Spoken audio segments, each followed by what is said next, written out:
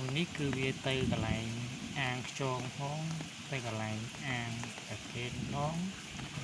ហើយទៅកន្លែងទៀងទឹកផងហើយនឹងកន្លែងអាងខ្យងនៅខាងក្រោយកន្លែងរូងមន់ហើយរួមទាំងទៅកន្លែងផ្សេងទៀត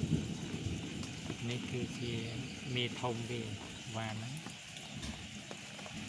អានេះមកពីអាងមេធំនេះ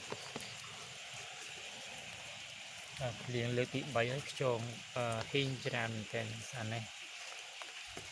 លើកទី4ហ្នឹងហ្នឹងហើយភ្លៀងច្រើនហ៊ីងច្រើនដែរមែននេះគឺពេជ្រហ៊ីងដែរ